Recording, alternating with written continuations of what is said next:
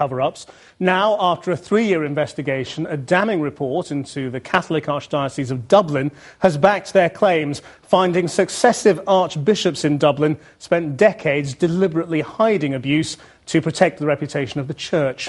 The investigation of a period dating from the 60s to the 90s found evidence of hundreds of crimes against children that were never reported to the police.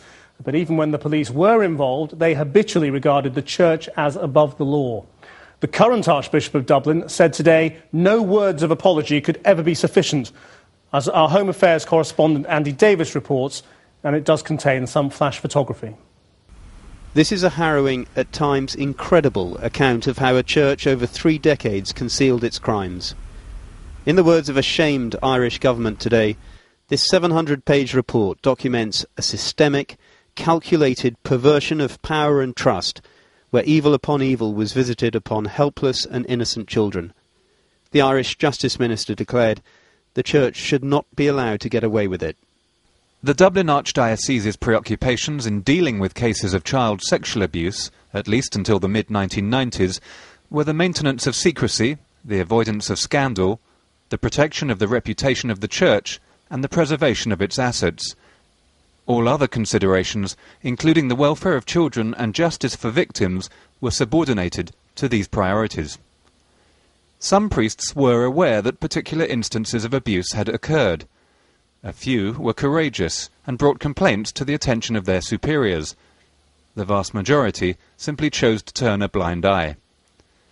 The Commission is satisfied that Church law demanded serious penalties for clerics who abused children. In Dublin from the 1970s onwards, this was ignored.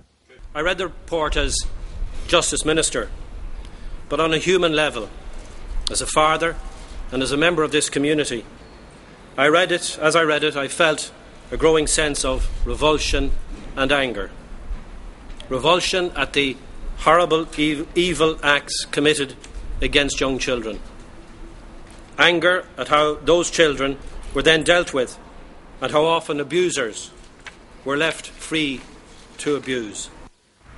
This report was commissioned to look at how the Irish Church and State responded to allegations of child abuse by priests in Dublin from 1975 to 2004. A representative sample was taken of 46 priests, 11 of whom have been convicted for sexual assaults. One admitted that he had abused children on a fortnightly basis during the course of his ministry, which lasted for more than 25 years. The report names the 4 archbishops who ran the Dublin diocese during that period: Archbishops McQuaid, Ryan, McNamara, all of whom are now dead, and Archbishop Connell, who's retired. Not one of them, it says, reported his knowledge of child sexual abuse to the police throughout the 1960s, the 1970s or 1980s. The current Archbishop of Dublin, in an emotional press conference, summarised the report as a revolting story of sexual assault and rape. The damage done to children abused by priests can never be undone. As Archbishop of Dublin, and as Dermot Martin, a person, I offer to each and every survivor my apology, my sorrow and my shame for what happened. But I'm aware that no words of apology will ever be sufficient. Why have we been excluded? We haven't been given an answer. Well, when is he going to explain to victims?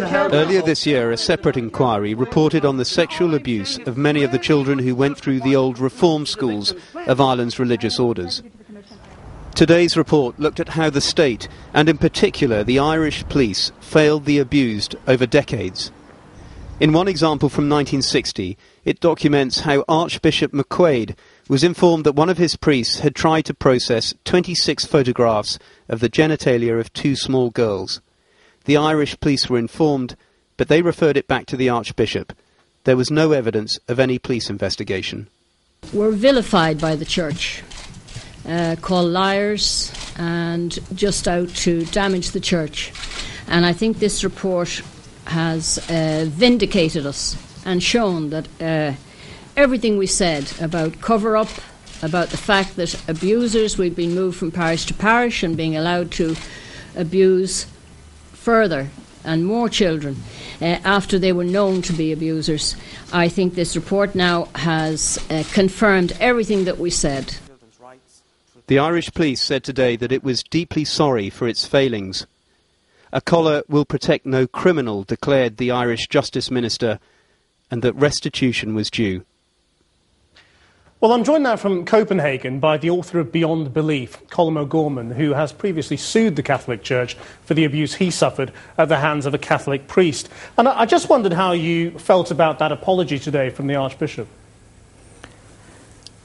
Well, it might surprise people to hear that I'm very moved by the apology offered by Diarmuid Martin, not by him as Archbishop, but as he said himself personally, by Diarmuid Martin. He is an example of something that shouldn't be extraordinary in the Church, of somebody who's acting with courage, with conviction and with boldness to address the rot, frankly, that exists within the hierarchy of the Catholic Church. Unfortunately, he is unusual, he's exemplary, and he shouldn't be. And this report then tallies with your own experience? Absolutely. I mean, I was involved in securing this investigation and negotiated the terms of reference for the investigation with the Irish government some 7 years ago now, so it's taken 7 years to get to this point. And I'm relieved that the report is published. I'm relieved to say that I remain shocked by its contents. I think anybody who reads it and isn't would be in a very difficult place themselves. It's an appalling report that sets out the most gross and abject failure, not some benign mistaken failure on the part of an institution that didn't know better, but a deliberate policy of cover-up, of deceit and of deception that sought above all else to protect the authority of the institution, to protect its money, and turned a blind eye to the rape and abuse of children and allowed it to continue. That's now beyond question. That's been found in this report. It's a matter of fact. It's a matter of established fact in law. But in a way, what's more shocking is the way the police handled allegations when they were put to them. I mean, the fact that the Church would protect itself is perhaps unsurprising, given the way it's behaved in history. But the idea that police should regard the Church as somehow beyond the law. In 2002, I made a documentary with the BBC about my own case, and it caused quite a public furore in Ireland. The then Prime Minister was asked for a comment on the case, and his response was, "I haven't been following that at all. It's a matter for the Church. I'm not going to cross religion and politics." It wasn't an exceptional view for the time. The view in Irish society, the view at the highest levels of Irish society, politically and in terms of the Church, was that the Church was above the law. Our major victory was in securing this investigation in the first place. When we first proposed it, we were told that Church was above the law. Cardinal Desmond Connell, who has been damned and shamed by this report, he proclaimed publicly that the Church wasn't subject to the law of the state and that Church law was superior to state law. Do you think that's changed? Clearly not the case. Do you think that's changed now? I think it's I think it's changed now because I think it's been forced to change, and I'm heartened by what the Justice Minister had to say today, and I believe that he means it. What we need to see now is real action. We need to see real reform in our criminal justice systems, but also in our child protection systems, because child abuse, of course, isn't limited to the Catholic Church, and what this report shows us is abject failures in current Irish child protection law that need to be addressed. Beyond Ireland, the significance of this report is it demonstrates that the institution of the Catholic Church at the global level remains completely unwilling to reform, to change and to put child protection ahead of self-interest and self-protection.